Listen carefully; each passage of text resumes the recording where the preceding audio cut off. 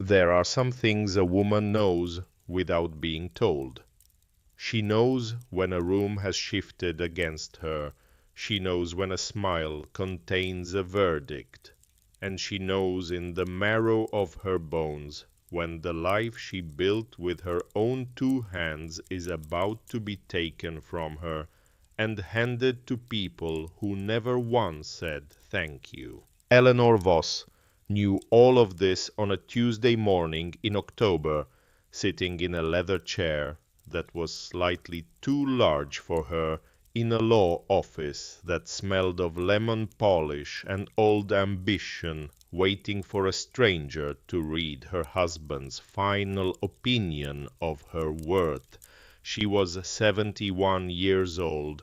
She had loved one man for 43 years, and she was about to find out what that love had actually been worth to him in writing notarized, witnessed, and filed with the Commonwealth of Virginia. If you have ever given the best years of your life to someone and wondered in your quietest moments whether they truly saw you, this story is for you. Stay with Eleanor, because what she found at the end of a dirt road in the Blue Ridge Mountains will remind you that love, when it is real, leaves evidence. It always leaves evidence. Welcome to Dusk and Quiet Stories. If these are the kinds of tales that help you find rest, please subscribe now.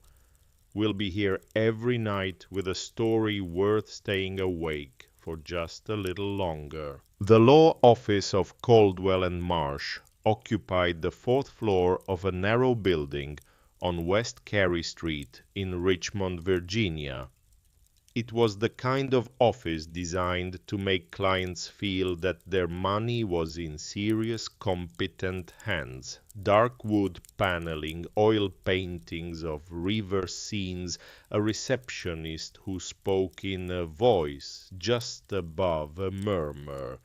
Eleanor had been to this office twice before, once when she and Harrison had updated their wills 6 years ago, once when she had brought Harrison a forgotten file on a winter afternoon, and he'd looked up from his desk with such genuine surprise and pleasure at seeing her that she'd thought standing in the doorway, yes, this is enough. This has always been enough.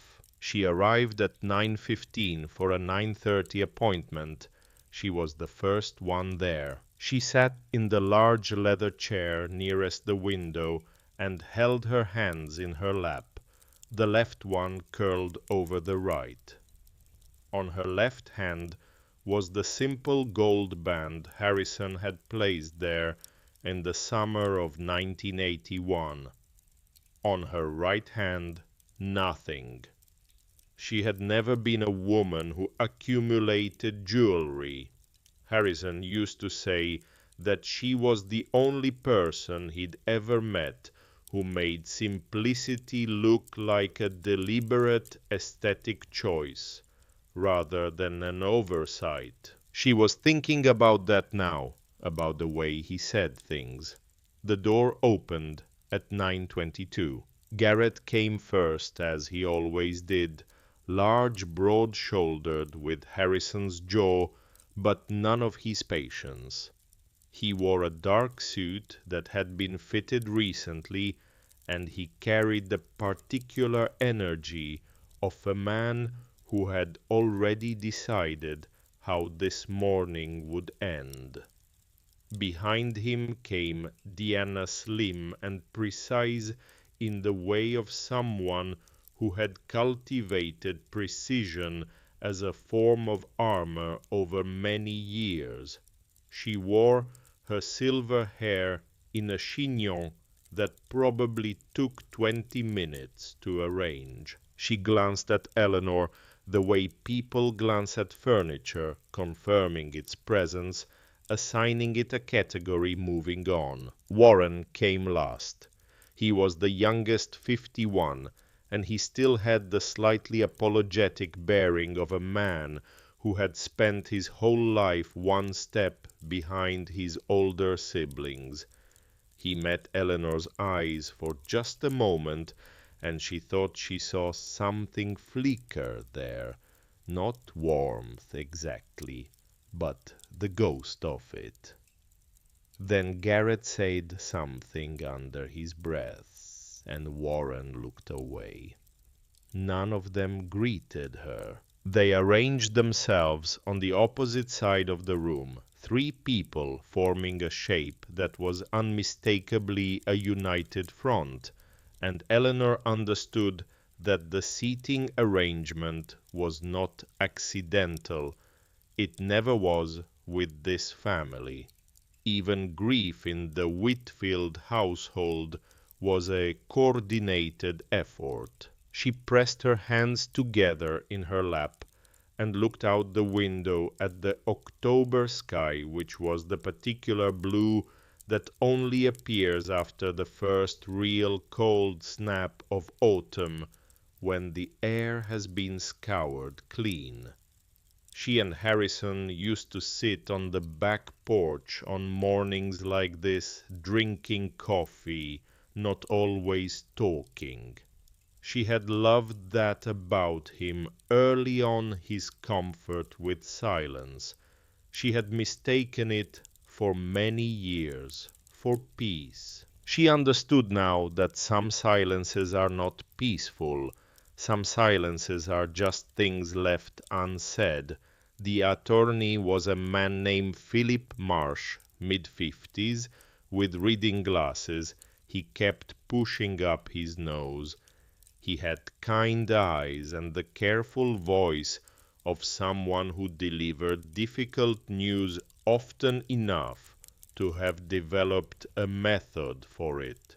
He shook Eleanor's hand, first held it a bit longer than necessary, and she thought he already knows.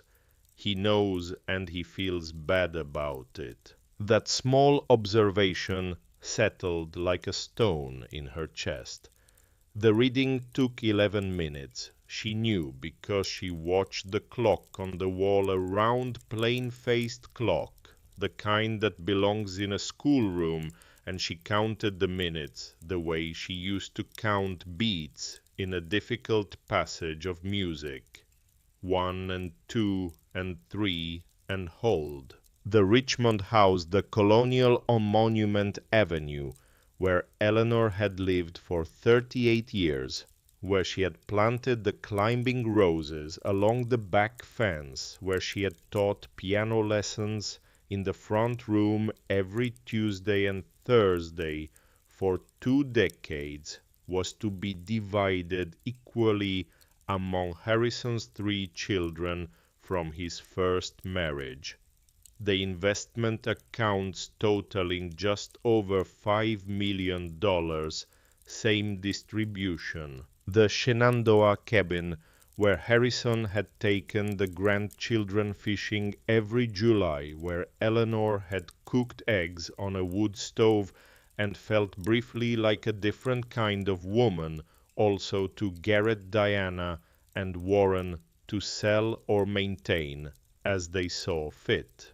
Eleanor listened to all of it, with her hands folded in her lap and her eyes on the clock. 1 and 2 and 3. Then Philip Marsh paused, shuffled a page, and said her name with particular gentleness. To my wife, Eleanor Ann Voss Whitfield, I leave the property, located at 47 Ridge Road, in the town of Caraway, Virginia, along with all contents therein, and sole title to said property, effective immediately upon my death. He set the paper down. There is also a personal note Mr. Whitfield asked to be delivered with the deed. He slid a small envelope across the polished table.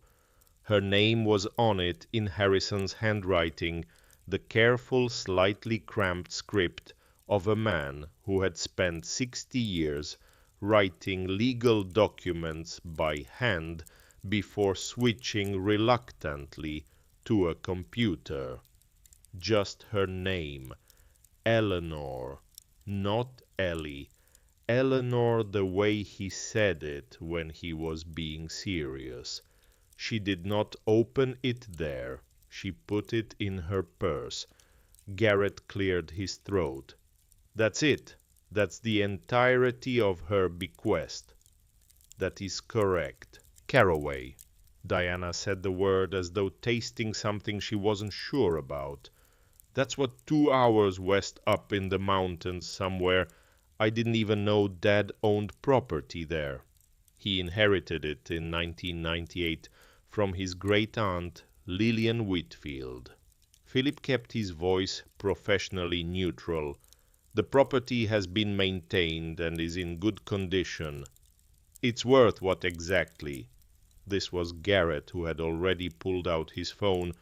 The assessed value on file is, because Ellie's going to need something she can actually liquidate.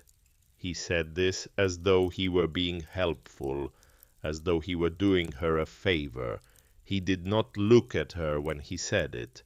Something she can sell quickly and use for living expenses. Eleanor looked at him then.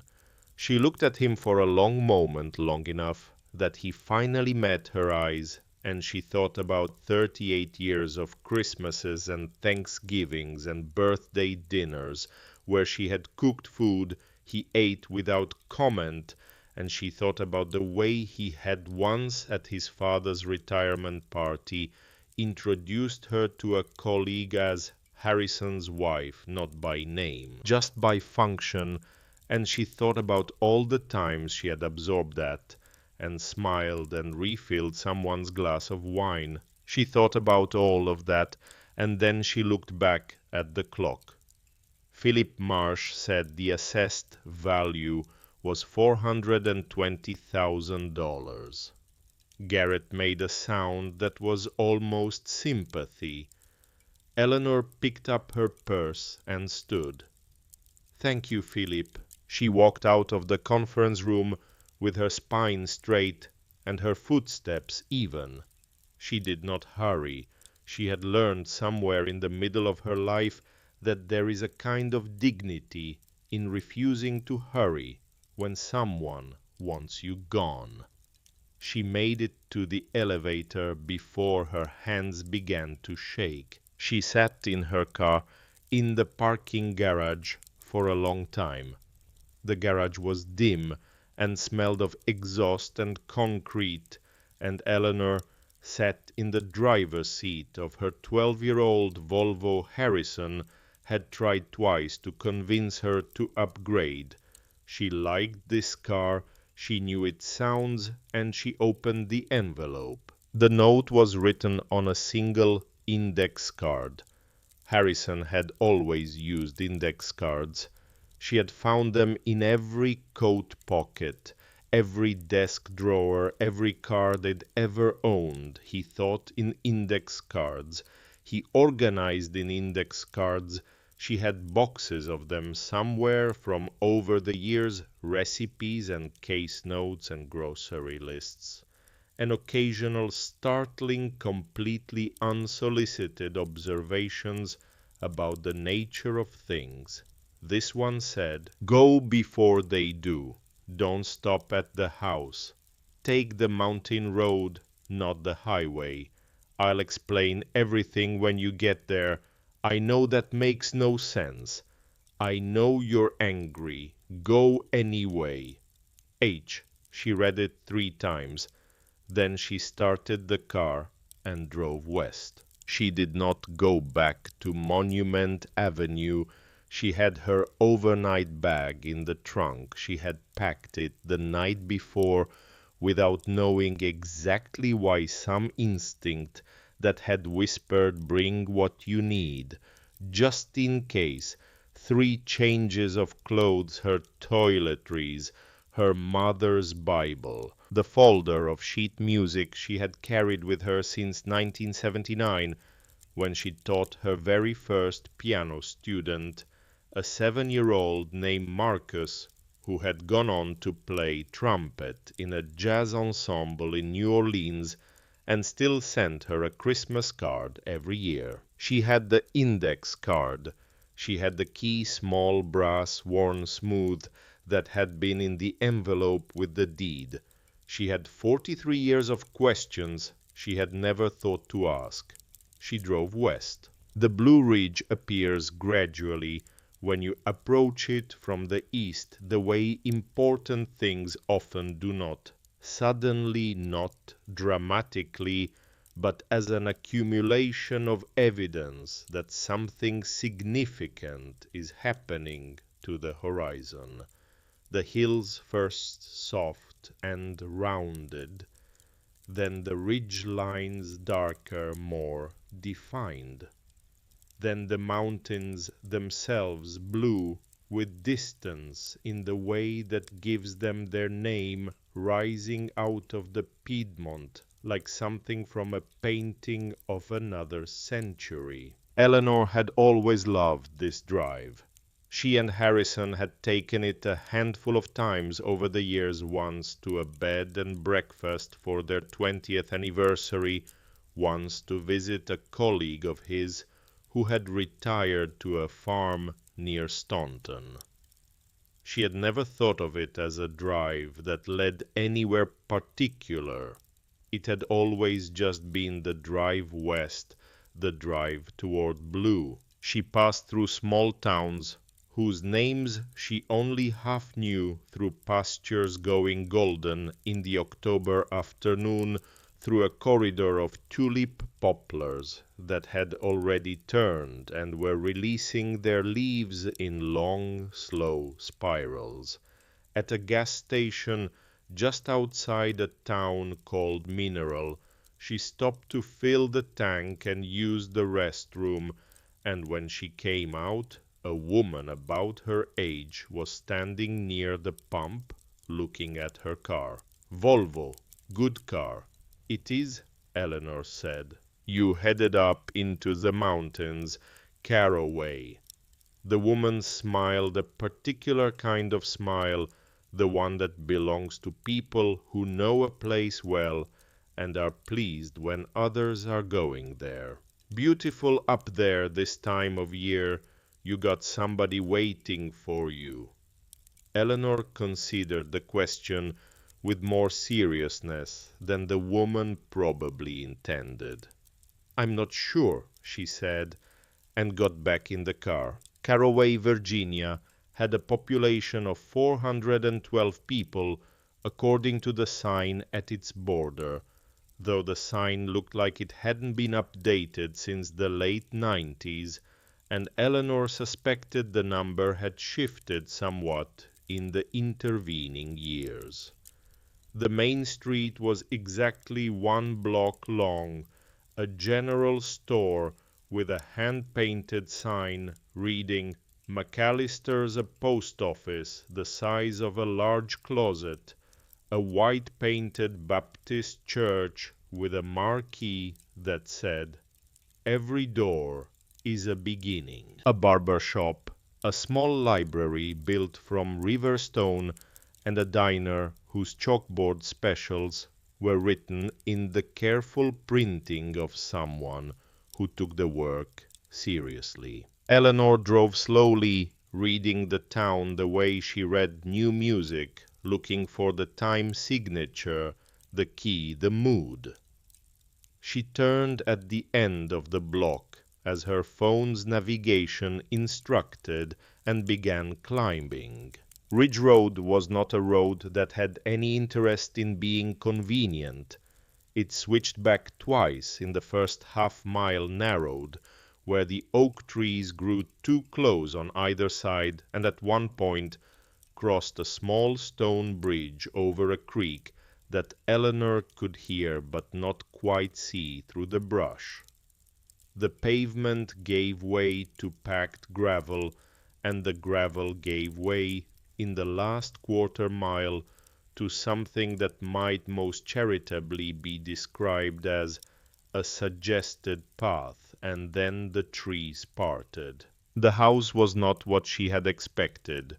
She was not entirely sure what she had expected, something small and tired, probably a structure, being slowly reclaimed by the mountain around it. Something that said afterthought, something that said, this is the remainder, the leftover, the thing that didn't fit anywhere else. She had braced herself on the drive up for disappointment. She had rehearsed quietly in her head the practical steps, assess the condition, call a realtor, find somewhere to stay in town. But the house at the end of Ridge Road was not a disappointment. It was built from fieldstone, the color of old pewter, 2 stories, with a slate roof that caught the late afternoon light and held it. White painted trim around windows that were made of old glass, slightly wavy, the kind that bends the view of the outside world into something softer. A covered porch with wooden posts. An oak door, a real one, solid, the color of good soil under a small portico. And everywhere, on every available surface, in every window box and climbing up the porch railings, the remnants of a garden that had once been formal and was now something wilder, and in Eleanor's considered opinion, considerably more beautiful. There were roses, not the careful upright roses of a nursery catalogue. These were the old varieties, grown leggy, and reaching draped over the porch railing in long cascading ropes, still bearing a few late-season flowers in colors deep pink, almost red cream, with a blush edge that had no business being this beautiful in October. Eleanor sat in her car and looked at it for a long time. Then she heard footsteps on the gravel behind her. The woman coming down the road was in her late 70s, possibly 80, with the deliberate stride of someone who had walked these hills for decades and expected to continue doing so. She wore a canvas apron over a flannel shirt, and she was carrying a covered dish with both hands held slightly away from her body with the careful authority of someone who has made this walk before and knows it requires attention. She stopped at Eleanor's car window and waited. Eleanor opened the door and got out. "You're Eleanor?" It was not a question. "I am Ruth McAllister. I run the store down the hill." She extended the dish. "Chicken and biscuits. You've had a long day, and you haven't eaten since breakfast, I'd wager." Eleanor accepted the dish without asking how Ruth knew this. Some people simply know things. It is impolite to interrogate them about it. "Harrison called you?" Eleanor said. "Harrison called me about 3 weeks before he passed. Said his wife would be coming eventually. Said she'd be driving a Volvo and she might look like she'd been hit by something." Ruth looked at her with calm, uncomplicated appraisal. "You look like you've been hit by something." "Yes," Eleanor agreed. "I suppose I do. He told us to take care of you. The town, I mean. Not just me.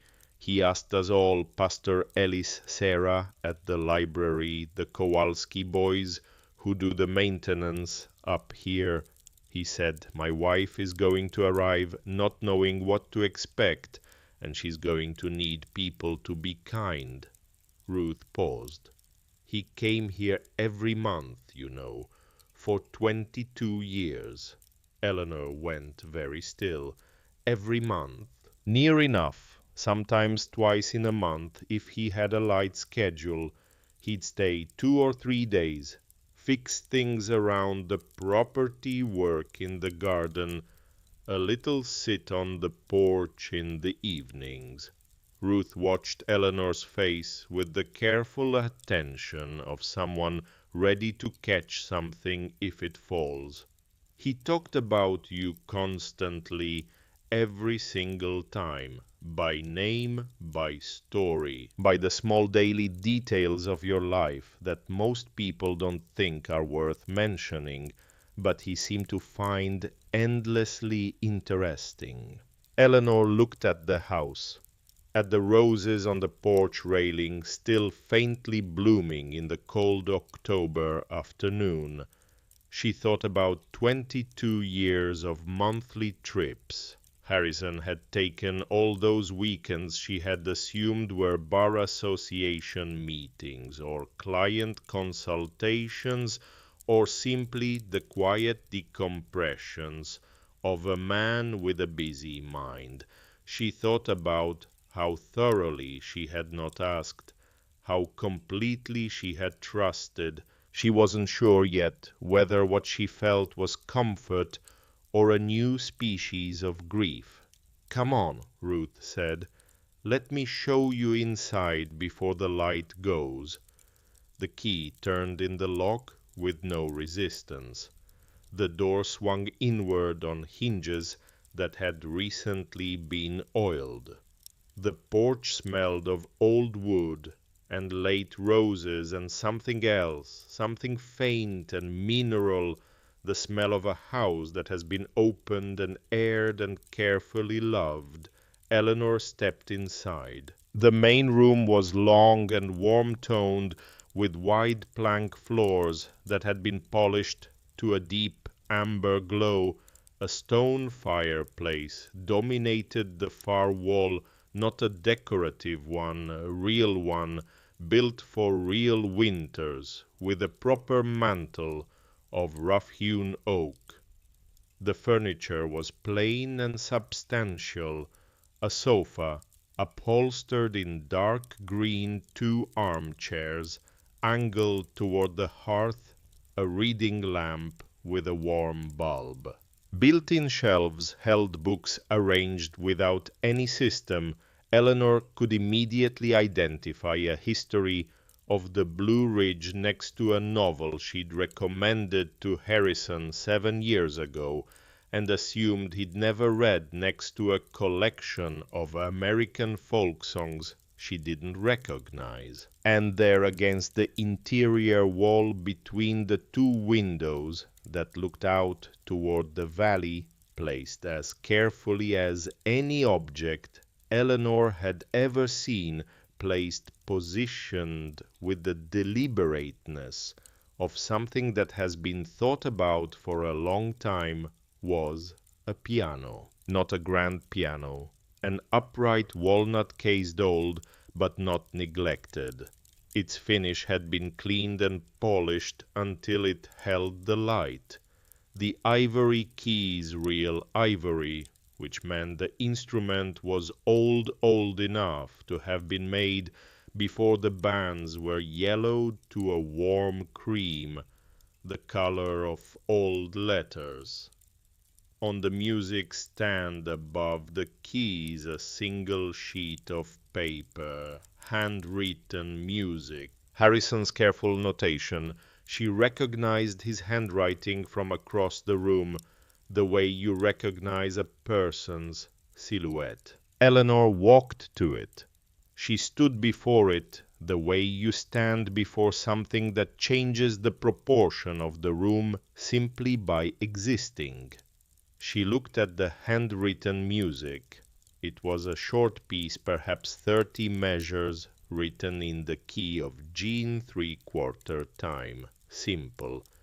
Beginner level technically, but written with intention. At the top in Harrison's hand, no title. Just the date, March 2019, and below that 2 words for E. She touched the edge of the page, but did not take it down. "He learned to play here," Ruth said from behind her. Eleanor had forgotten Ruth was in the room. Had a teacher down in the valley, old man named Dobbins, retired music teacher himself. Harrison took lessons for 22 years. Every visit he'd work on whatever Dobbins had assigned him that month. A pause. He said he was learning for you. Said he wanted to play something for you someday, but he was afraid of being bad at it in front of you, so he was going to wait until he was less bad. Eleanor said nothing for a long moment. Did he ever think he was ready? He thought he might be getting close. About a year before he passed, he told me he was almost ready to tell you about all of it. Ruth's voice was steady and kind. He ran out of time. Eleanor sat down on the piano bench. The wood was smooth worn to the particular smoothness of a thing that has been used regularly and with care. She put her hands in her lap, not on the keys, not yet. Outside the October sun had dropped behind the western ridge, and the valley below was filling with the early blue of evening. The room held the last of the light in the amber of the floorboards, in the warm stone of the fireplace, in the polished surface of the walnut piano. She sat there for a while, just sat. Then she said, "He came here every month for 22 years, and I never knew, I never asked. I just trusted him. Yes, I don't know yet whether that was love or foolishness." Ruth set the covered dish on the kitchen counter and came back to stand in the doorway between rooms. "In my experience," she said, "those two things share more territory than people like to admit." Eleanor almost smiled. She reached out then and pressed one key, middle C. The tone that rose was warm and slightly imperfect, the way old pianos are always slightly imperfect, a living sound full of overtone, full of the accumulated vibration of 22 years of someone's patient private effort to learn something beautiful for the one person they could not quite find the courage to love loudly enough. The note held, then faded. Eleanor was still sitting with her hands in her lap, listening to the silence after the note when her phone buzzed. She looked at it, expecting Ruth had given her the Wi-Fi password, or perhaps it was Philip Marsh with some administrative follow-up from the morning. It was a text message from a number she didn't immediately recognize. Then she saw the name she'd assigned the contact 3 years ago after Harrison's granddaughter had insisted on exchanging numbers at a family gathering, Nora W. The message said, "Grandma Ellie, I know what Dad's planning. He's already called a developer. He thinks the land up there is worth a lot more than what the lawyer said. He's coming tomorrow. Please tell me you're already there."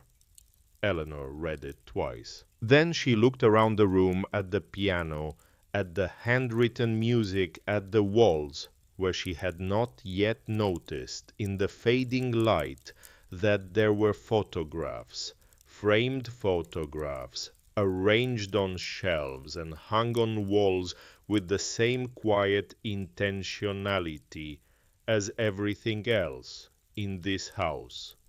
She hadn't looked at them carefully yet. She would. But in this moment she looked at Nora's message, and she understood two things simultaneously. The first was that she was not imagining the value of what she had inherited.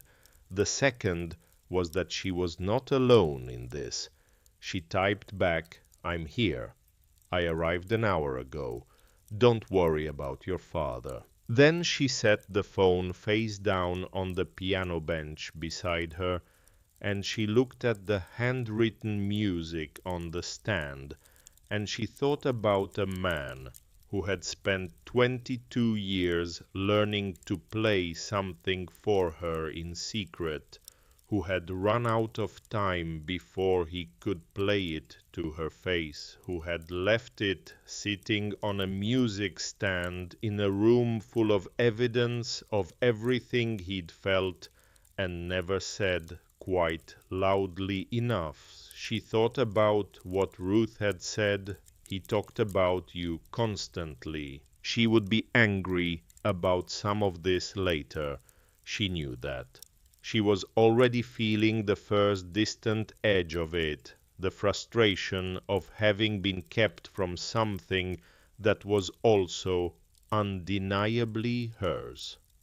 But right now, in this room, in this particular light, all she felt was the complicated weight of being loved by someone who was imperfect in the specific way that most people are imperfect, brave in private, cautious in public, and hoping, always hoping, that the private bravery would eventually be enough. She pressed middle C again, held it, let it fade. Tomorrow, she thought, tomorrow there will be complications.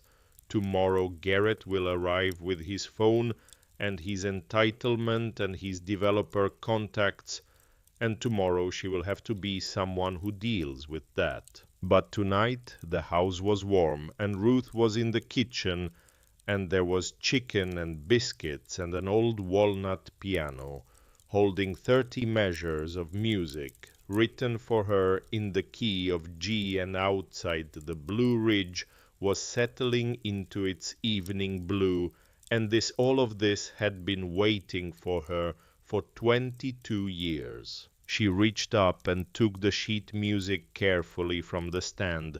She set it on her knee.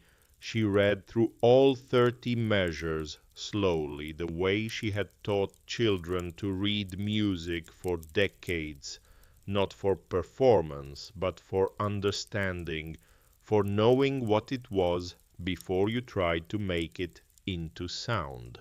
It was a simple piece, earnest, a little clumsy in the left hand, which was always harder for beginners.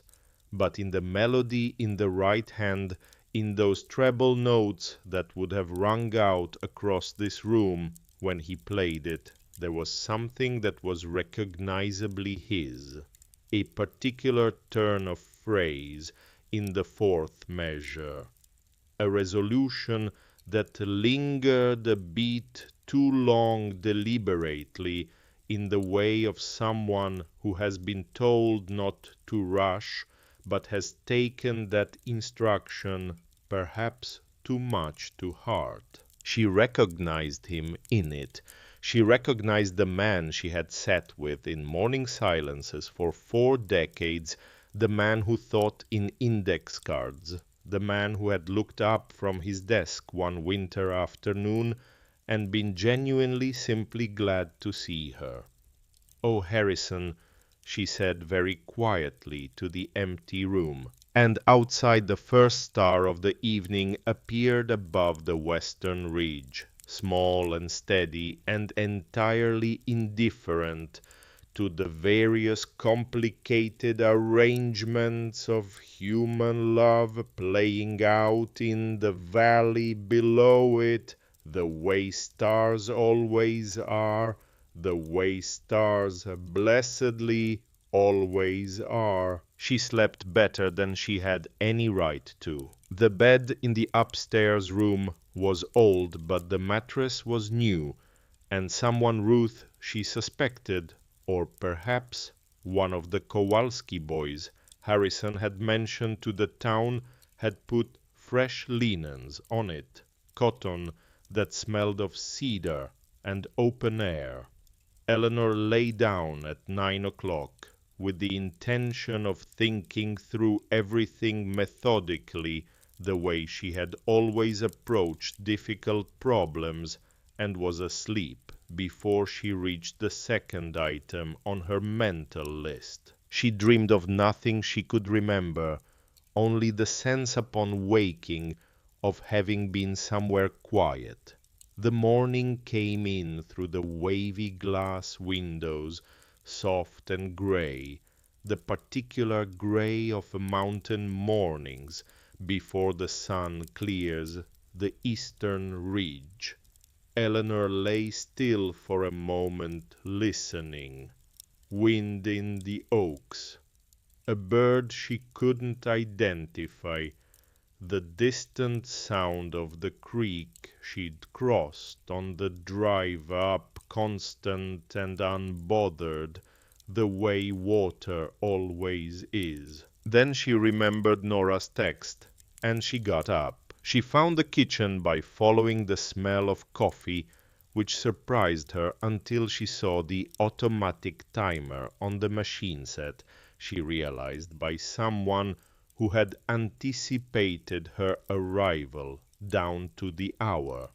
There was a note on the counter in Ruth's handwriting: eggs and butter in the refrigerator, bread in the box.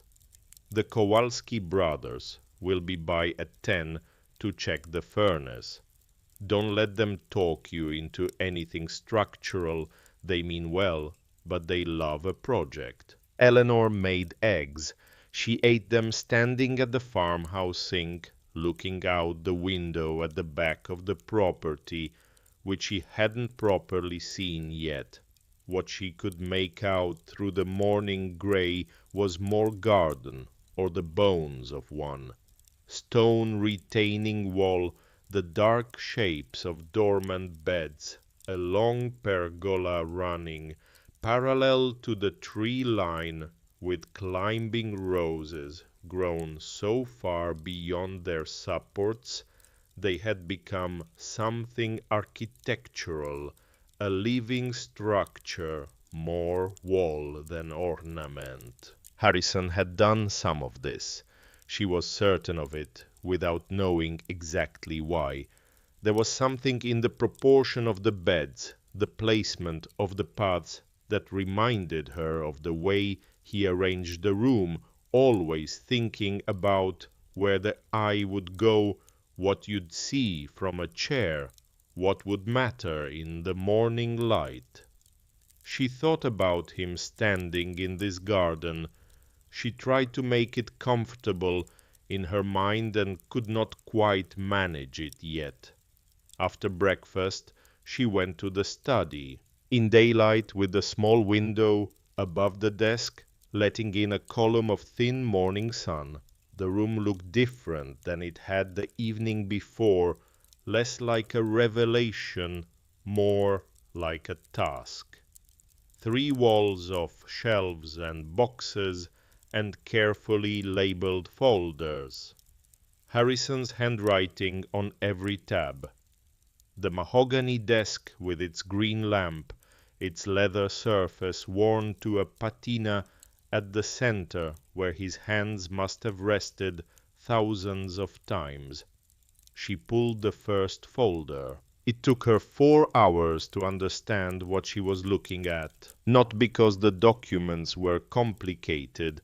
Harrison had been meticulous, and a lifetime in law had given him the gift of clarity on paper even when he was opaque in person.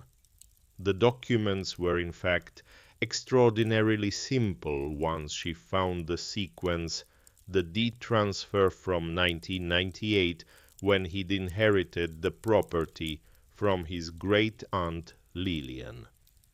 The legal opinion he'd commissioned in 2001 from an attorney in Charlottesville who specialized in property and estate law regarding the question of whether a gift of real property received before marriage and transferred into a spouse's sole name during marriage could be subject to equitable distribution claims. The answer, 3 pages, careful, definitive, was no. Not under Virginia law, not structured as Harrison had structured it. The deed putting 47 Ridge Road and all associated land entirely in her name, Eleanor Ann Voss, Whitfield, dated September 14, 2001. 22 years ago, she would have been 49, Harrison would have been 63, still in the full force of his practice, still decades from the version of himself that would die quietly in a Richmond bedroom on an October morning. She sat with that document for a long time. Then she found the survey. The property was not 4 acres as the original inheritance had described. Harrison had purchased adjacent parcels over the years, quietly, incrementally, always in her name, always with the same Charlottesville attorney witnessing until the total acreage stood at 182 acres of Blue Ridge, woodland ridgeline, creek bottom, and the meadow she could see from the upstairs window, which was apparently called on the official survey Whitfield Meadow. He had named it. At some point in the last 22 years, he had purchased enough land to name a meadow, and he had named it after himself, which was the kind of quiet, slightly absurd thing Harrison did when he thought no one was watching. She almost laughed. Then she found the correspondence from the conservation organizations. 3 of them a land trust based in Charlottesville, a national conservation non-profit, and a state environmental foundation had each written to Harrison in the past 4 years expressing serious interest in the property or portions of it. The letters were careful and formal and full of language about conservation easements and fair market value assessments and the particular ecological importance of this specific ridge and watershed. The most recent letter, dated 8 months ago, had included a preliminary offer for 120 acres, not the house parcel, not the meadow, just the forest and ridge above of $2.8 million. Harrison had not responded to any of the letters. He had filed them here in order with a paper clip and a handwritten note on an index card that said, "Her decision, all of it." Eleanor set the folder down and pressed her fingers to her eyes. She sat like that for a moment, not crying, just holding the weight of it, the sheer accumulated weight of 22 years of someone making decisions on her behalf that she hadn't known she needed made. The furnace check knocked at 10 o'clock precisely. The Kowalski brothers turned out to be twins in their mid-40s, identically large, identically cheerful, with the particular competence of men who have spent their lives making things work in difficult terrain. They introduced themselves as Stan and Denny, declined her offer of coffee, went immediately to the basement, argued briefly, in what she suspected was a mix of English and Polish, about something involving a pressure valve. Resolved, it came back upstairs, and informed her that the furnace was fine, and the water heater would need a new element by spring. "We'll take care of it," Stan or possibly Denny said. "I haven't asked you to. Mr. Harrison set up an account for the maintenance. Ruth has the details. We're already taken care of." Eleanor looked at them both. They looked back with the patient, slightly amused expressions of men who are accustomed to being trusted. "He thought of everything," she said. "How was a thorough man," the one on the left agreed. "Came up here every month, always had a list. Always asked if there was anything the house needed, anything the property needed.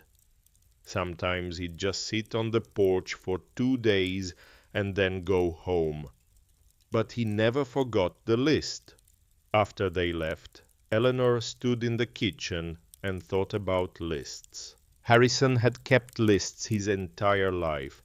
She had teased him about it gently occasionally, the way you tease someone about a habit that is also secretly one of the things you love about them. She had not until this moment understood that she had been on a list, that she had been perhaps at the top of one. She went back to the study. The folder labeled simply "Music" was thinner than the others. Inside were the receipts for piano lessons, 22 years of monthly payments to a man named George Dobbins, retired music teacher, address in Waynesboro, Virginia.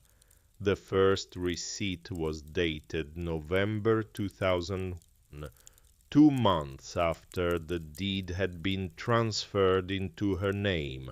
The last was dated March of this year, 7 months before Harrison died.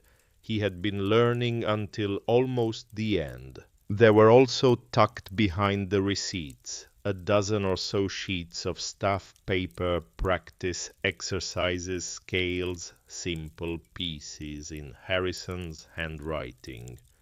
His notation was neat, but the fingering marks he'd added above certain passages showed where he struggled, which was the same place.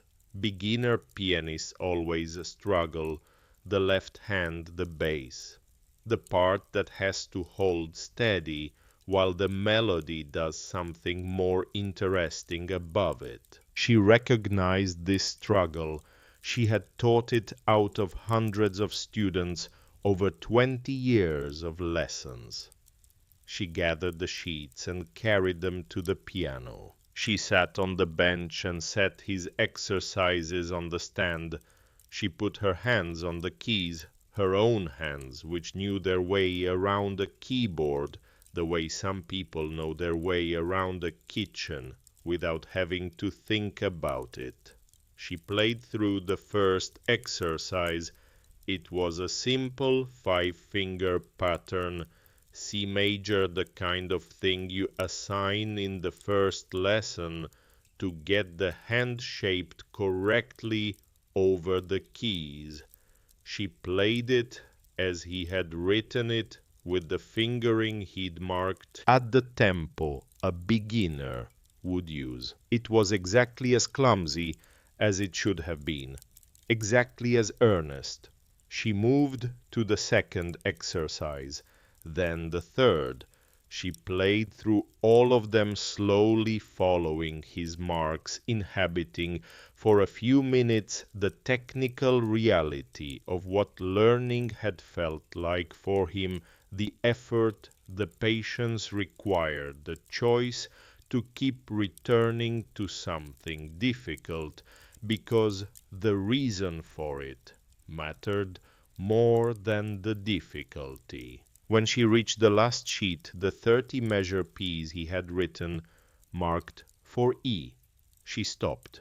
She looked at it for a moment, then she played it. She played it as he had written it, in G major 3/4 time, with his slightly overlong resolution in the 4th measure, and the left-hand awkwardness in the middle section, where the bass line moved faster than a beginner's hand wants to move.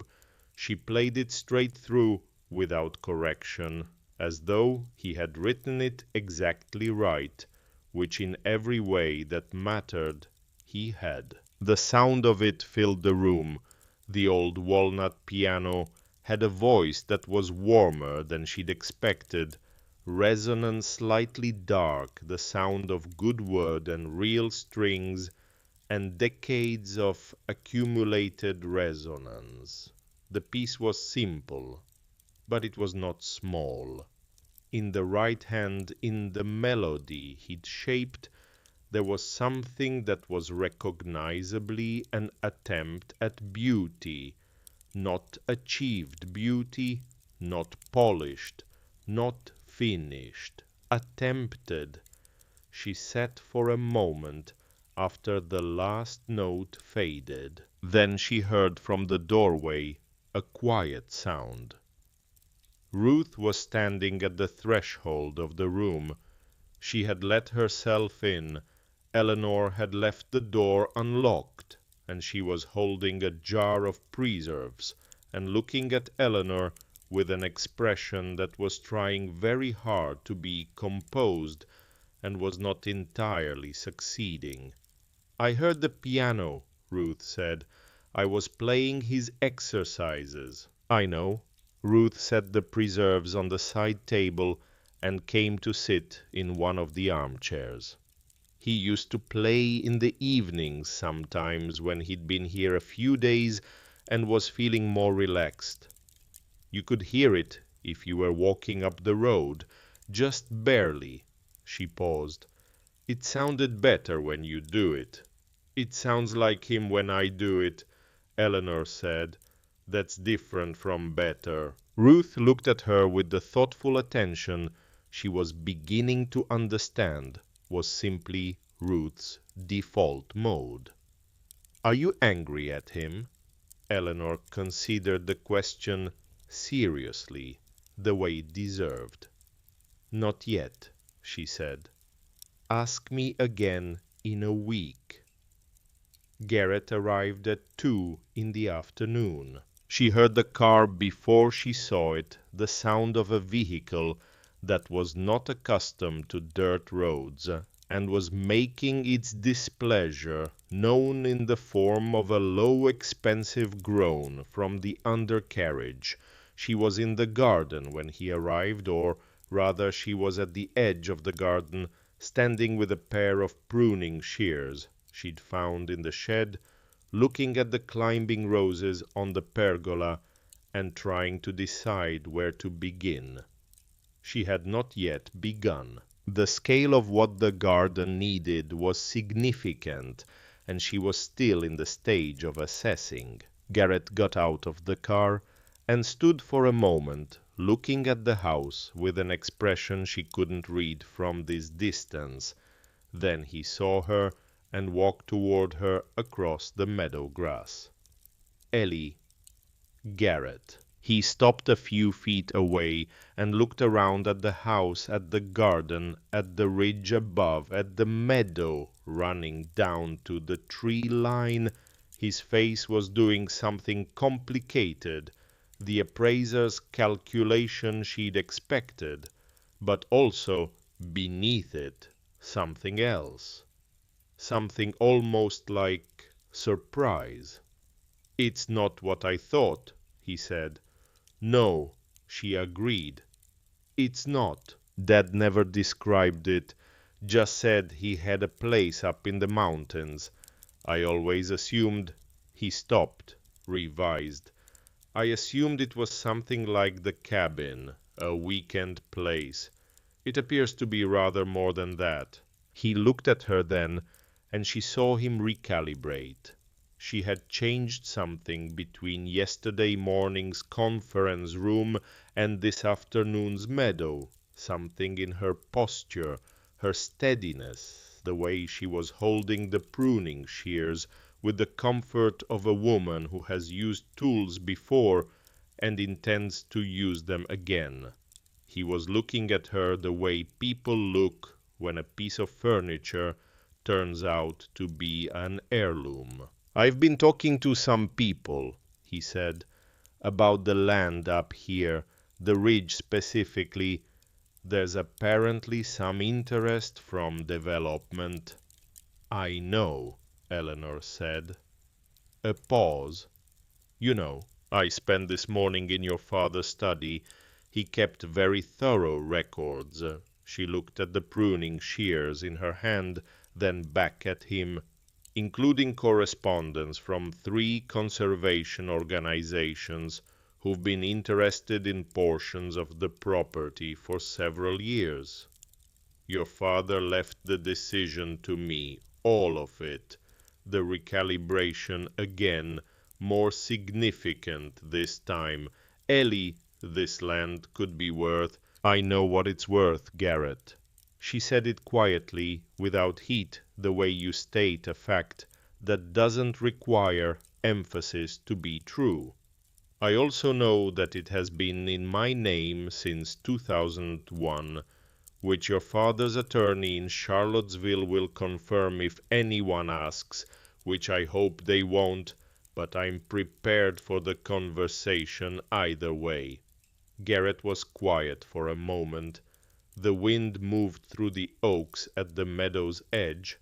A hawk crossed the ridge above them, riding a thermal indifferent. He planned this, Garrett said, not accusatory, almost wondering. He spent 22 years on it. Eleanor said, he was a thorough man. Something shifted in Garrett's face, something she hadn't expected and didn't quite know what to do with. Not anger, not the strategic recalculation she'd been steeling herself for. Something quieter than either. She might in another context have called it grief. Did he, Garrett started, stopped, tried again. When he came up here, did he seem happy people here? Did they say? They say he talked about all of you, Eleanor said, which was not entirely true, but was not entirely a lie either, and she offered it because she could see that Garrett, for all his entitlement and his expensive suit and his developer contacts, was also a man who had just lost his father and was standing in a meadow in the mountains trying to understand who that father had actually been.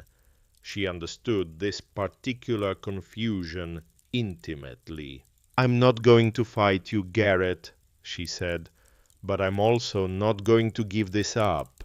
It's mine. It was always meant to be mine. Whatever your father's reasons were, and I'm still working through all of that myself. This was the thing he protected most carefully. I think that means something. Garrett looked at the house for a long moment, at the roses over the porch, at the slate roof catching the afternoon light. Then he nodded once, short and tight, and walked back to his car. She watched him drive back down Ridge Road, the expensive car picking its way carefully over the ruts. She stood there until the sound of the engine faded into the general quiet of the mountain. Then she turned back to the roses and raised the pruning shears and began. She worked in the garden for 2 hours. She was not a skilled gardener. In the technical sense, she knew something about plants from the beds she tended in Richmond, but this was different, wilder, more demanding. She made mistakes. She cut one cane too short and another at the wrong angle, and spent 10 minutes trying to untangle a section of climbing rose from the pergola support, and managed only to scratch her forearm and drop the shears twice. But she kept at it. At 4 o'clock a girl appeared at the garden gate. 14 or 15, with the self-contained look of a teenager who has decided that being seen to care about things is more trouble than it's worth, but who is here anyway, which means she cares. Ruth said you might need help. I might, Eleanor agreed. Do you know anything about roses? My grandma had some. The girl came through the gate. I'm Jessie Kowalski. Stan's my dad. One of the Furness twins. They're not twins. They just look the same. Jessie worked with the focused, slightly competitive attention of a teenager determined to do a thing correctly.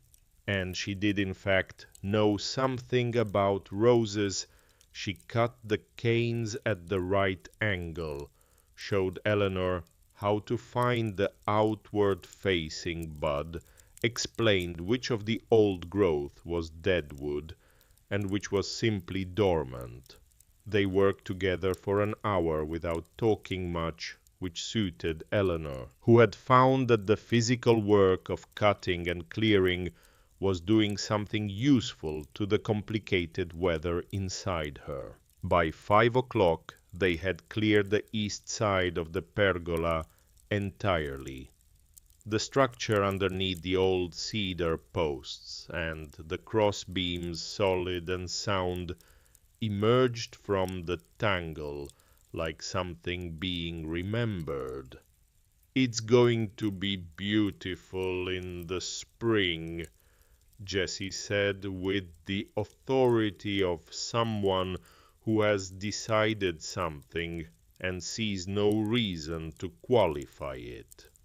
Yes, Eleanor said, I think it is. She fed Jessie Ruth's chicken and biscuits. There was more than enough, and walked her to the gate at dusk, and then she stood in the cooling evening and looked at what they had done in 2 hours, and felt the particular satisfaction of visible progress, which is a different thing from solved problems, but is sometimes more immediately sustaining.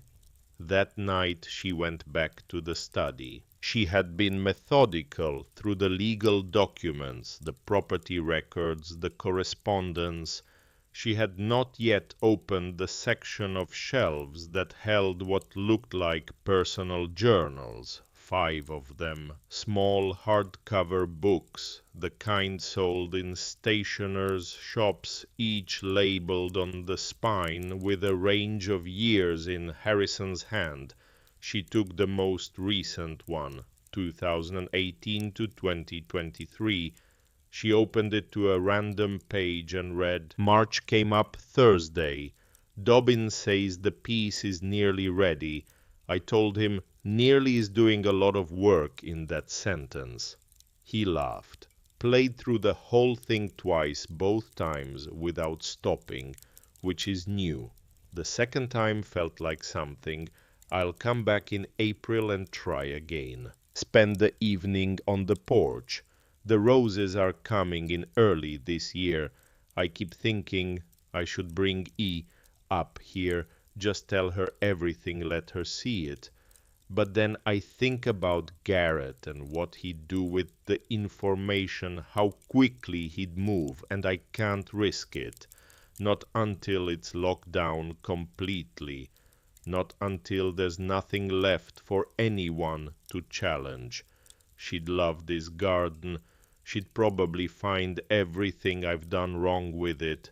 I'm counting on that. Eleanor sat with the journal in her lap and looked at the wall. I'm counting on that. She turned to another page earlier.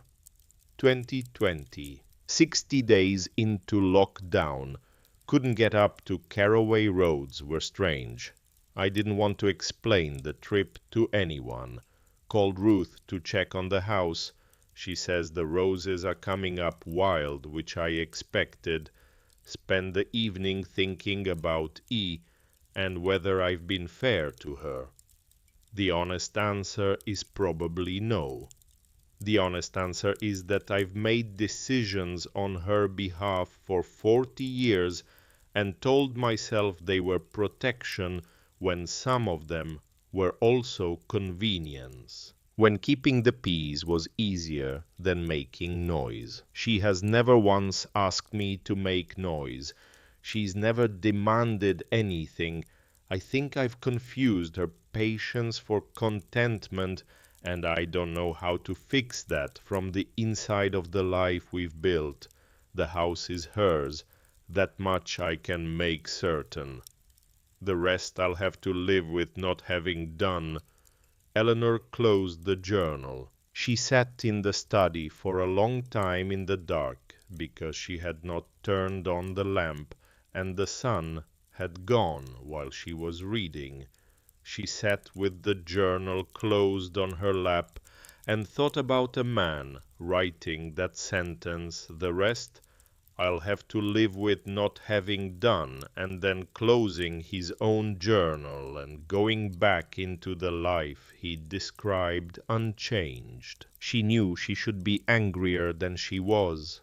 She knew that what she was feeling was something more complicated than anger, something that didn't have a simple name, something that lived in the territory between grief and understanding, and the specific ache of loving a person, clearly limitations and all. She had loved him clearly, she thought she had. She was beginning to understand that she had loved a partial version of him, that the rest of him, the part that came to this mountain every month for 22 years, the part that learned piano in secret, the part that wrote in journals about his own failures with more honesty than he'd ever managed in person, that part had been here preserved in this house, waiting for her to arrive and complete the picture. She was not sure whether she was grateful for the whole of him or sorrowful that she hadn't had it sooner, both probably. In her experience, it was usually both. She was still sitting in the dark when her phone rang. Not a text this time. A call from a number she didn't recognize. Virginia area code. She almost didn't answer. Then she thought Nora. Maybe Nora had called from a different phone. She answered. It was not Nora. Mrs. Whitfield, a man's voice, professional, smooth in the manner of someone accustomed to making calls that require a particular tone. My name is Robert Aldis. I'm an attorney representing Garrett Diana and Warren Whitfield in a matter related to your late husband's estate. Eleanor turned on the lamp. I see, she said. I want to be straightforward with you. My clients believe there are grounds to revisit the distribution of assets from Harrison Whitfield's estate, specifically as it relates to the Caraway property and associated land holdings.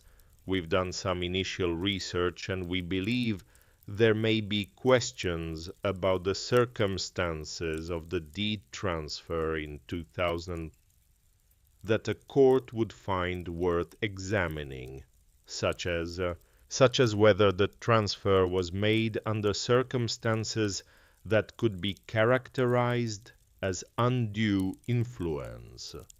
Given that Mr. Whitfield was the sole author of the deed arrangement, used his own legal expertise to structure it, and did not disclose it to his heirs.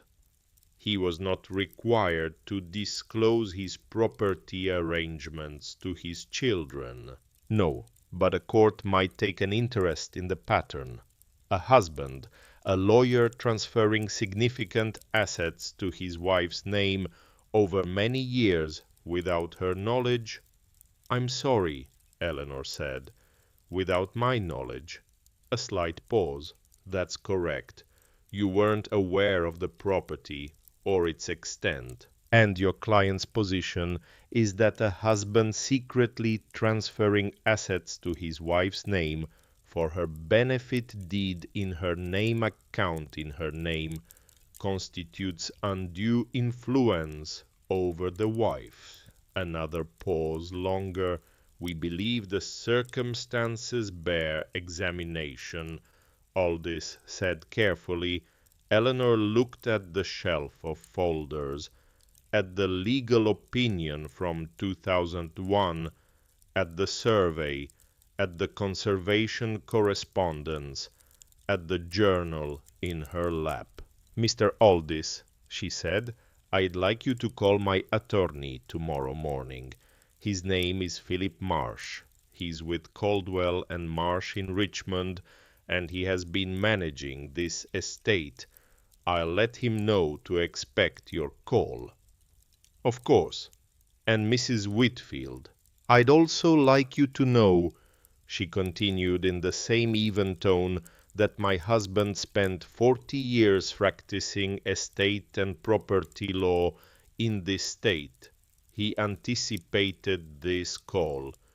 He anticipated it so specifically that he left me documentation addressing exactly the argument you just made, along with a legal opinion from an independent attorney dated 2001, confirming that the arrangement is unassailable under Virginia law." She paused. "He also left me some other materials that I hope we won't need to discuss, but I want you to understand that I am not unequipped for this conversation." The silence on the other end was brief, but significant. "I'll have my clients review their options," Aldous said. "That sounds wise," Eleanor said pleasantly. "Good night." She ended the call and set the phone on the desk. Her hand was not shaking. She noticed this with a faint distant surprise, that her hand was not shaking, and thought about all the years she had spent making herself small in rooms full of people who expected smallness from her, and thought about this room, this desk, this house, which had been hers for 22 years, without her knowing it, and thought about the woman who had been patient for 4 decades and was now finally in the right place to stop. She picked up the journal, opened it again, found the last entry dated 3 weeks before Harrison died, October. "Can't make the trip up, knees won't take the drive alone any more. Called Ruth, house is fine, the roses are done for the year, but Ruth says they'll come back strong in the spring. I've been thinking about and what she'll find when she gets there. I've been thinking about whether I've left enough explanation or too much, whether the journals are useful or just self-indulgent, whether she'll be angry, which she has every right to be, whether she'll understand, which she is under no obligation to do. I've been thinking about the piece, the 30 measures I wrote for her. I think it's the truest thing I've ever made. Not because it's good, it isn't particularly, but because it's honest about what I am. Clumsy in the left hand, more careful in the melody than I know how to be anywhere else. If she plays it, she'll know. She'll hear exactly what I meant. I hope she plays it." Eleanor closed the journal and held it against her chest. Outside, the mountain was entirely dark now, the stars very bright above the ridge. The old walnut piano stood in the next room, patient, and still its 30 measures of imperfect music sitting on the stand where she'd left it. She thought about what Philip Marsh would say tomorrow when she told him about Aldous's call. She thought about the folder of documents that addressed exactly the argument the attorney had made. She thought about Garrett standing in the meadow, looking at the house with that unexpected expression, not just calculation, but something that looked from close enough like a son trying to understand his father. And then she thought about something else. Nora had warned her. Nora had known about the developer call before Garrett had made it, which meant Nora had been paying attention to her father's plans in a way that went beyond casual observation. Nora was 29 and worked remotely and had, according to the contact information on Eleanor's phone, a Richmond address, but had told Eleanor she knew what Garrett was planning before Garrett had told anyone. Eleanor turned the phone over in her hand. She thought about Ruth saying, "He asked the town to take care of you." She thought about Nora appearing at the gas station, not at the gas station, she corrected herself, at the law office parking garage. Nora had appeared at the law office parking garage, which meant Nora had been there at the reading, which the reading had been closed to anyone who was not a named heir or their legal representative. Nora was not a named heir. Eleanor sat up straighter. She opened her contacts, found Nora's number, typed, "Were you at the reading yesterday?" The reply came in under a minute in the hallway. "I know I shouldn't have been. I need to tell you something. Can I come up tomorrow?" Eleanor looked at the message for a long time. Then she typed, "Yes, come in the morning." She set the phone down and looked at the ceiling of the study, old plaster, slightly uneven, the ceiling of a house that had been built by hand 130 years ago by people who expected it to last. It had lasted. She thought about Nora in the hallway outside a closed reading of her grandfather's will. She thought about, "I need to tell you something." She thought about the folder in the third drawer that she had opened only briefly, the one with the tab labeled simply NW, in Harrison's handwriting, which she had set aside because there was a limit to what she could absorb in a single day, and she had reached it. She pulled open the third drawer. The folder was thin. Inside a series of dated notes in Harrison's hand, each one brief, each one recording a phone call. "Called Nora, 3:14. She'll keep an eye on things. She understands." And further back, "Spoke with Nora about the situation. She's sharper than any of them. She agreed to help." And at the very back of the folder, a single index card, different from the others, written in ink, that was slightly different in shade, written more recently, she thought, written perhaps near the end. "N knows everything. Trust her completely. She's been protecting you too, in her way, for longer than you know." Eleanor sat in the lamplight with the index card in her hand and felt the floor of what she understood shift and settle into a new configuration, the way it had been shifting and settling since she turned her car west on a Tuesday morning and driven into the mountains to find a house full of evidence of a love she hadn't known the full shape of until now. She had thought she was alone in this. She had not been alone in this.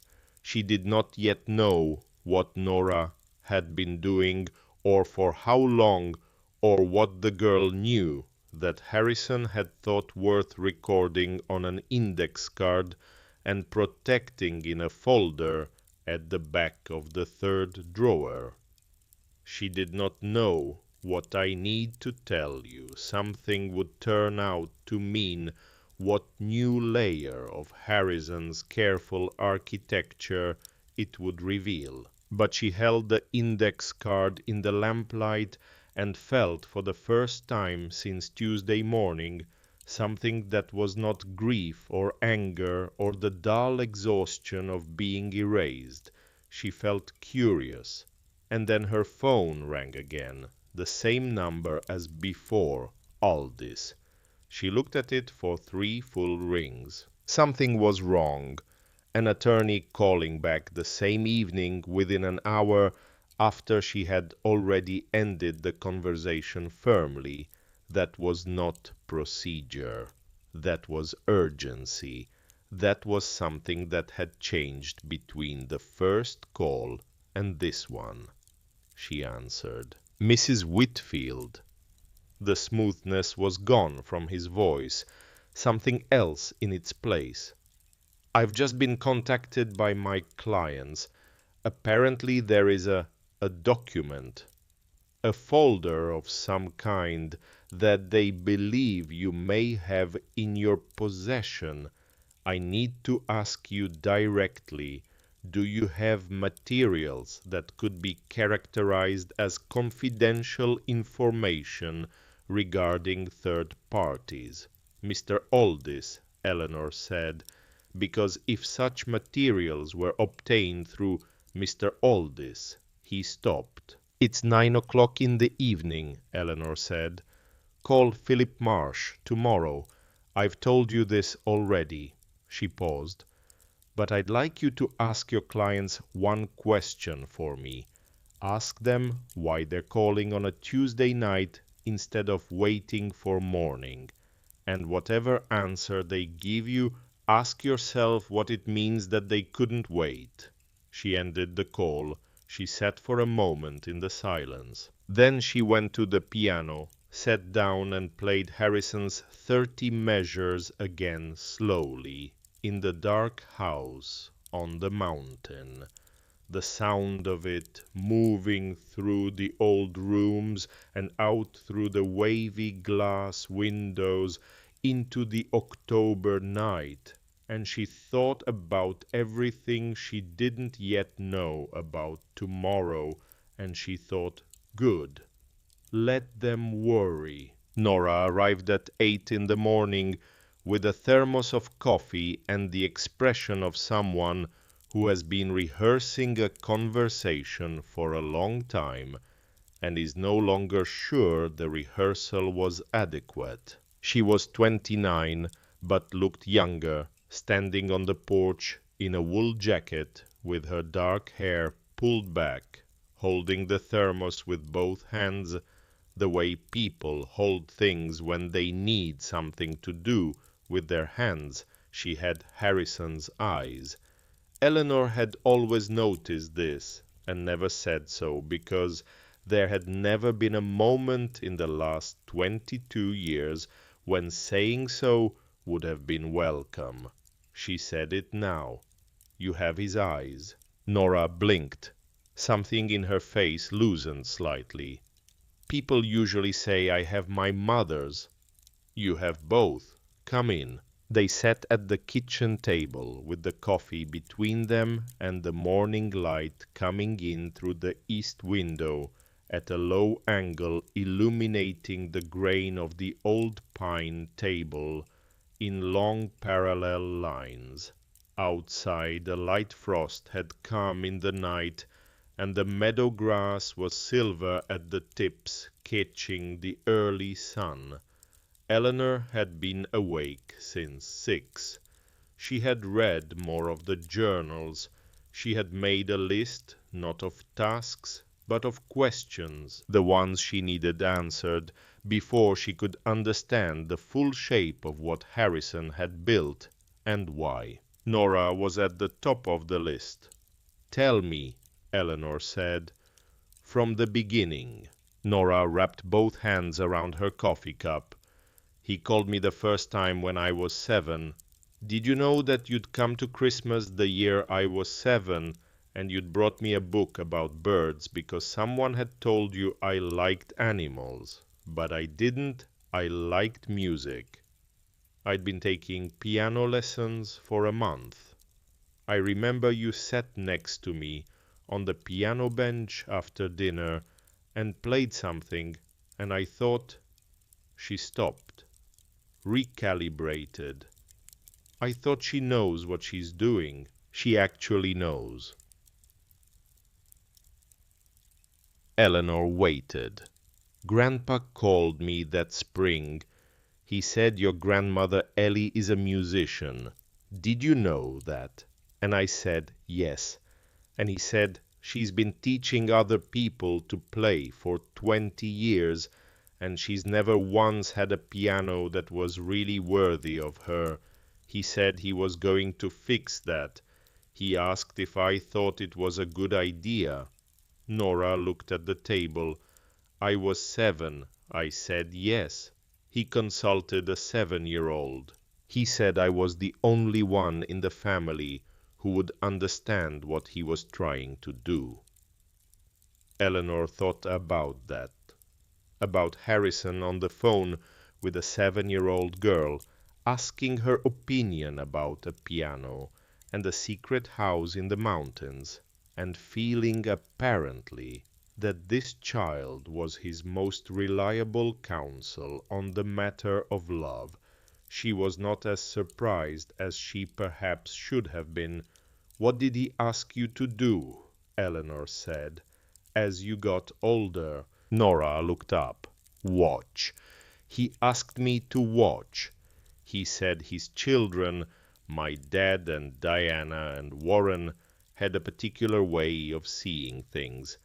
Everything was a resource. Everything was an asset. He said he worried about what would happen to you when he was gone, whether they'd try to pressure you or push you out before you understood what you had. She paused, so he asked me to pay attention, to tell him if I heard anything, and to be ready to warn you if it was needed. The parking garage, Eleanor said. I'd been listening to Dad's calls for 2 weeks. He'd already talked to 3 developers before the reading. He wasn't even going to wait to find out what you'd inherited. He just assumed whatever you got, he could acquire it quickly if he moved fast enough. Nora's voice was even, but there was something beneath the evenness, something that had the quality of a long-held grief. My father is not a bad man, Grandma Ellie. He learned to see the world a certain way. Grandpa knew it. He always said, Garrett isn't cruel. He's just never been asked to look at something and see anything other than its price. Eleanor thought about Garrett in the meadow yesterday. The complicated thing in his face when he'd looked at the house. He called me, Nora continued, the week before he died. Grandpa did. He said he wanted me to know everything, the property, the deed, the legal structure, all of it. He said he couldn't tell you directly without risking the whole arrangement, but he wanted someone in the family who could help you navigate it afterward, someone you could trust. Why didn't you tell me before yesterday, before all of this? Nora was quiet for a moment. Because he asked me not to, until it was necessary. She met Eleanor's eyes. He said she spent 40 years trusting me. Let her have that. Don't take it from her before she has to give it up. The kitchen was very quiet. The frost outside was already beginning to lift in the morning sun, the silver at the tips of the meadow grass dissolving back into green. Eleanor thought about what it meant that the man she'd loved had asked a child to carry a secret on his behalf for 22 years because he could not carry it openly himself. She thought about what it cost Nora to hold that. She thought about the index card she's been protecting you to in her way for longer than you know. Come here, Eleanor said. Nora looked up. Come here, she said again, and opened her arms, and Nora, who was 29 years old and had been 7 when this began, and had spent 2 decades being the one person in a complicated family who paid attention to what actually mattered, leaned across the table and let Eleanor hold her for a moment. They stayed like that briefly, long enough. Then Eleanor sat back and picked up her coffee and said, "Now, tell me what your father said after he came home yesterday." Nora's expression shifted back to the practical, the immediate.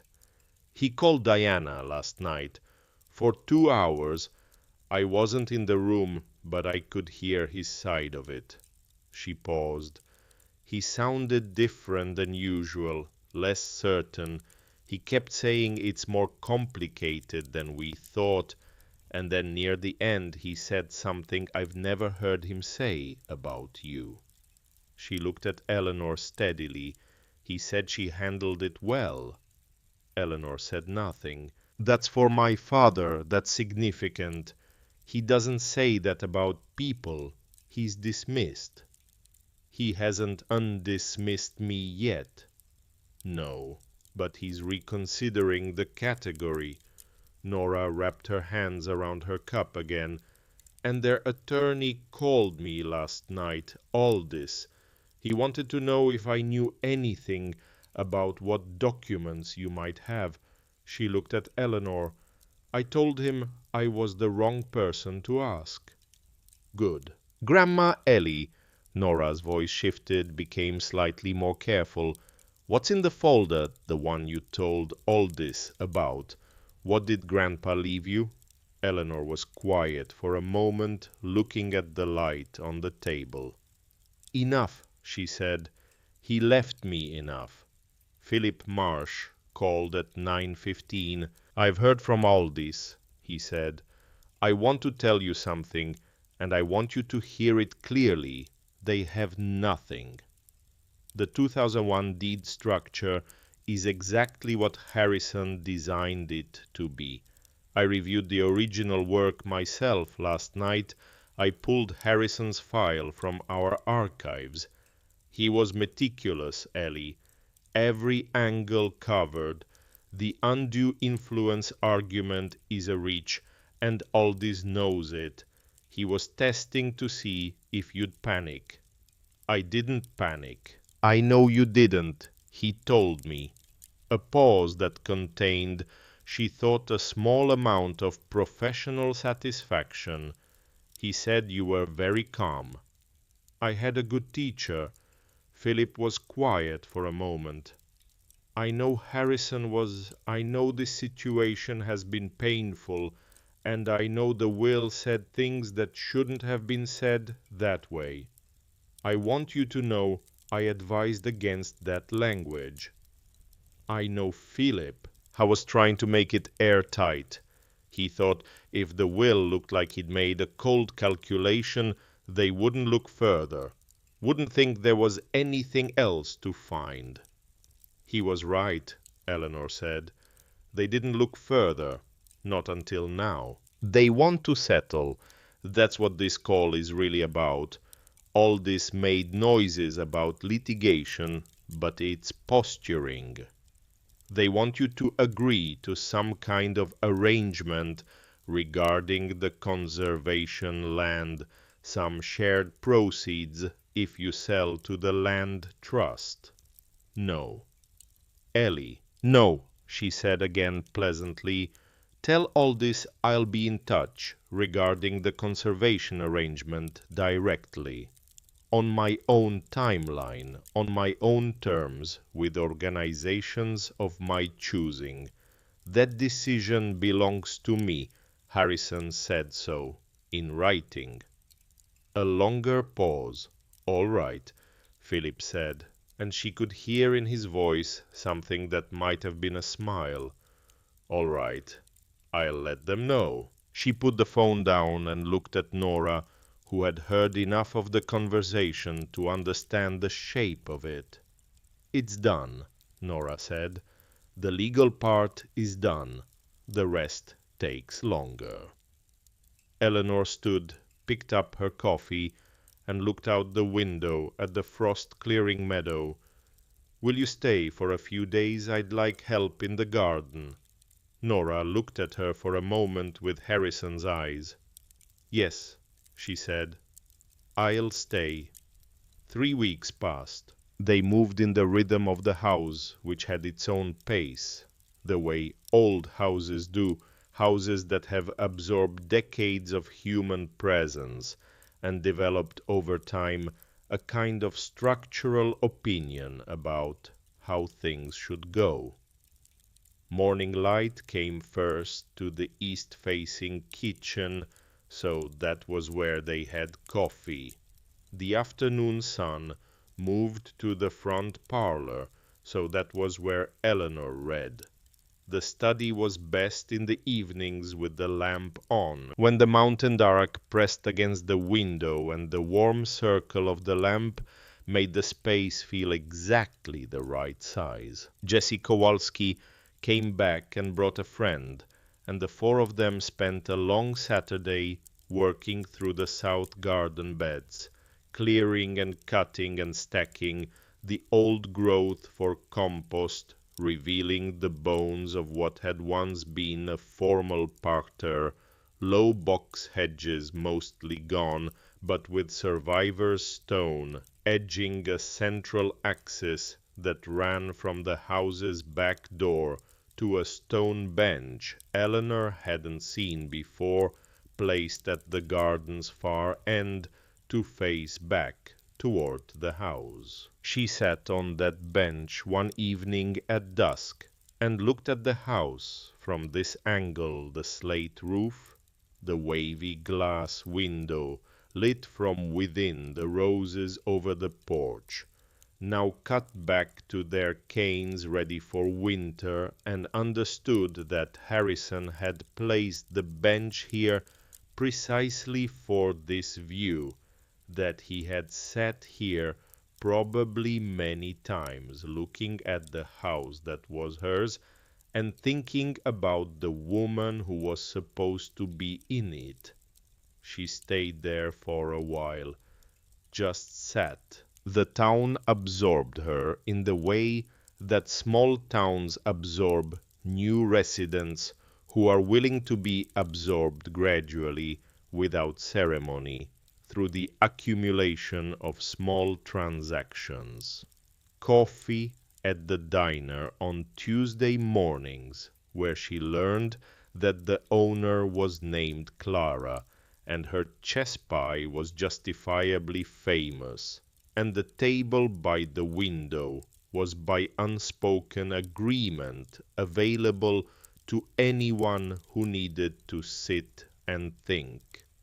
The library on Thursday afternoons, where the collection ran heavily toward local history, and the librarian, a quiet man named Harris, who had retired from teaching, had a habit of leaving books on the return shelf that he thought particular patrons might enjoy. He left her 3.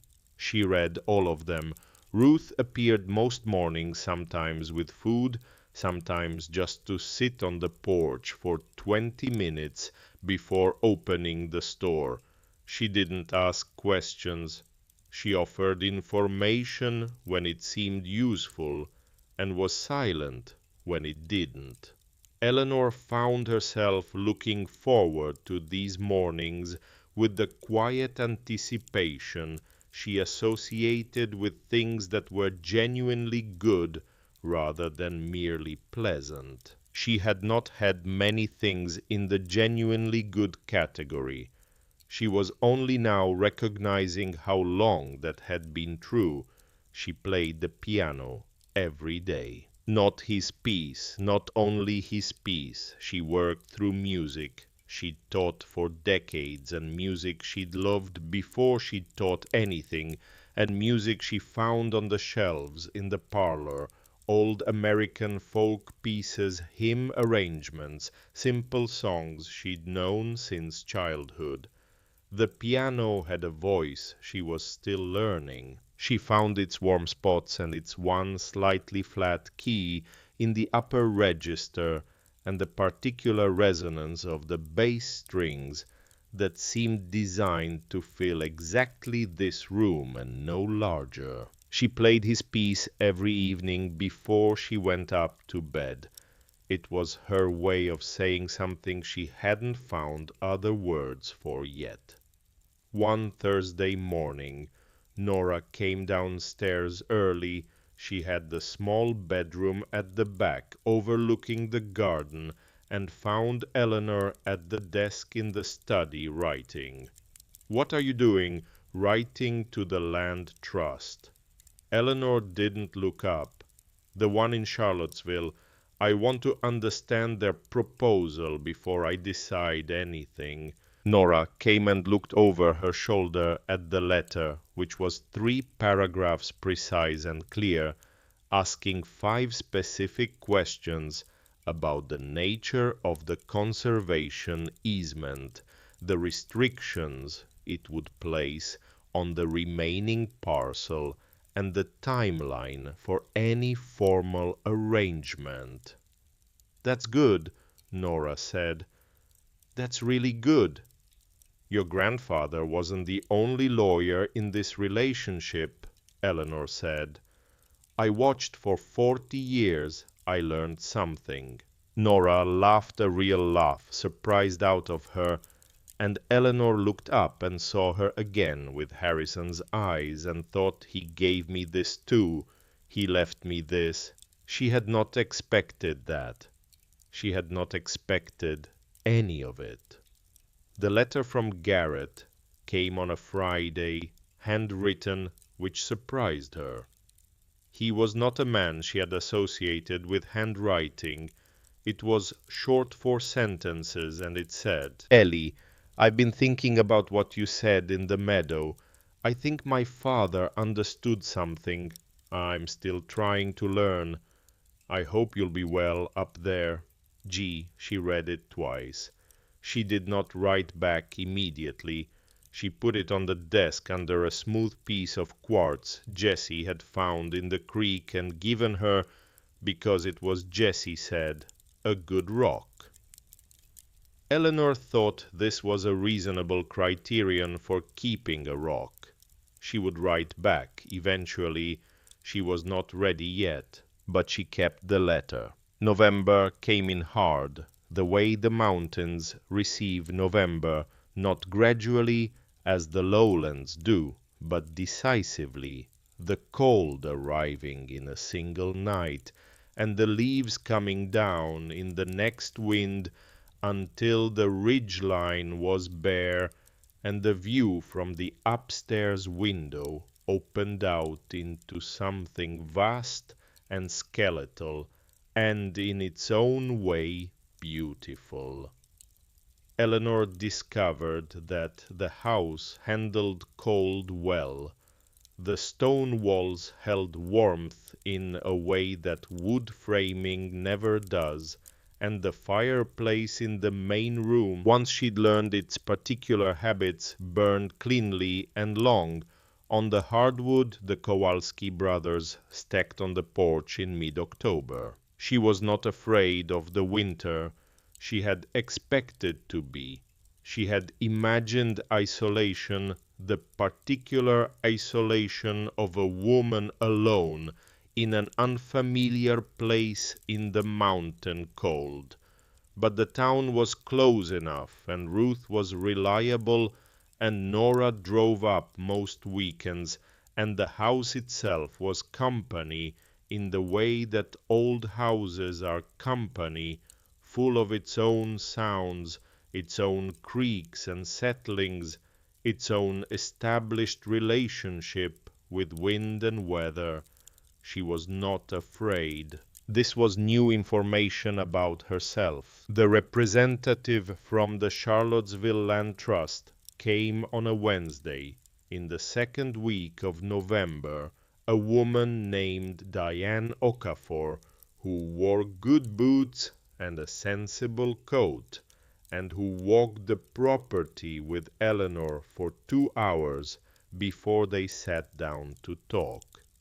She knew the land already. She'd been in correspondence with Harrison for 4 years, she said. She understood its value not just financially, but ecologically. She spoke about the watershed, the ridge habitat, The particular corridor this property formed between two larger protected areas. Eleanor listened carefully. She asked the 5 questions from her letter and several more that occurred to her during the walk. She did not agree to anything that day, but she thought about the meadow, about the stone bench at the end of the garden, about the name on the survey Whitfield Meadow, which Harrison had given the land decades ago quietly, without telling anyone the way he did things. She thought about what it would mean for that meadow to be protected, not owned, not developed, not turned into something with a price, just protected, held, given to the continuity of what it already was. She called Diane Okafor the following Monday. The arrangement she proposed was not the one the trust had offered Harrison. It was more specific, more particular to what she needed and what she was willing to give. 100 acres of the ridge and upper forest placed under permanent conservation easement. The house parcel, the meadow, the south-facing slope with the garden, those she kept. The easement money negotiated finally to $2.4 million went into a foundation she established with Philip's help over the next several weeks. She called it the Caraway Music Foundation. She did not name it after Harrison. She named it after the town. It was, she thought, what he would have wanted, something that belonged to the place, not to any one person, something that outlasted individual names. The foundation's first program was simple free music lessons for children in the surrounding county whose families couldn't afford them. Instrument loans. A small scholarship for summer music programs. Ruth helped her find the first teacher, a young woman from Waynesboro named Beth, who played violin and had been trying to establish a studio for 2 years without quite enough students to make it viable. Beth came to 47 Ridge Road on a Thursday afternoon in December to meet Eleanor and see the space. She walked through the parlor, looked at the piano, ran one careful hand along the edge of the walnut case. "This is a beautiful instrument," she said. "It was learned on by someone who loved it," Eleanor said. Beth nodded, understanding, without needing the rest of the story. Musicians generally do. She said she would come on Tuesdays and Thursdays. She said she thought they could have their first students by February. Eleanor walked her out to her car in the blue early dark of the December afternoon, and when Beth's headlights disappeared down Ridge Road, Eleanor stood on the porch for a moment in the cold. She could hear the creek, constant, unbothered the way water always is. She could smell wood smoke from her own chimney, and below that the cold pine smell of the mountain, and below that, faint and sweet, the last of the dormant roses on the porch railing, not blooming, nothing blooming in December, but alive, holding, waiting for the turn of the season with the patient certainty of things that have been through winters before. She went back inside. She sat at the piano. She had been thinking these last weeks about the 30 measures he had written, about what it meant that he'd spent 22 years learning to play and had never played it for her, about what it meant that he'd left it on the stand where she would find it. about what it means in general to spend years working toward something and run out of time before you can offer it. She had been thinking about all the things people keep in reserve, all the love held back for the right moment, the right words, the right level of readiness, held back so long that the moment passes, the words go unsaid, and what remains is a handwritten piece in G major on a music stand in an empty room. She had been thinking about what it means to stop waiting. She placed her hands on the keys. Not his piece, not tonight. She played from memory, something she'd known for 50 years, a simple piece she'd learned at 11 from a teacher whose name she still remembered, a woman named Mrs. Carroll, who had smelled of lavender and kept a bowl of wrapped candies on the piano, and had said once to a young Eleanor, who was trying too hard to play something perfectly, music is not a performance, it's a conversation. You have to be willing to be heard. She had taught that to hundreds of students. She had not for a long time applied it to herself. She played the piece through once, loosely letting her hands find it, rather than driving them. Then she played it again with more intention, not performing, but actually playing the way you talk to someone you're not afraid of, directly, warmly, without the particular tension of an audience. The piano's warm voice filled the room.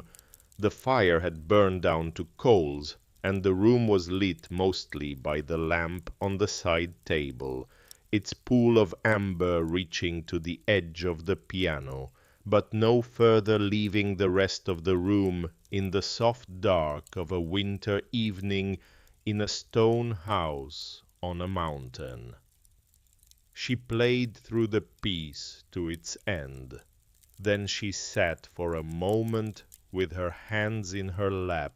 Then she reached up and took his 30 measures from the stand and placed them on the bench beside her, and put her own hands on the keys and began to play his piece. She played it the way she would have played it if he had been in the room, not the way she'd played it those first weeks, following his marks carefully, inhabiting his effort.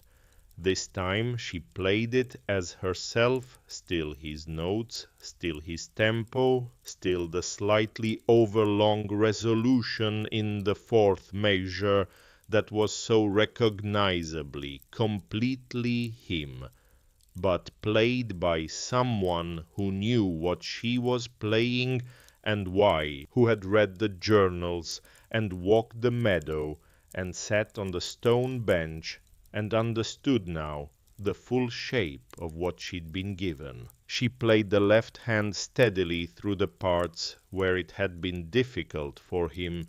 She played the melody in the right hand with everything she had. When she reached the last measure, the final chord which he had written out, fully, all 4 notes, which was unusual for a beginner piece, and told her he'd thought about this ending carefully, had probably asked Dobbins how to write exactly this. She held it the way he had marked it a beat too long, the way of someone who'd been told not to rush. The sound of it moved through the room, through the old walls, out through the wavy glass, into the December night.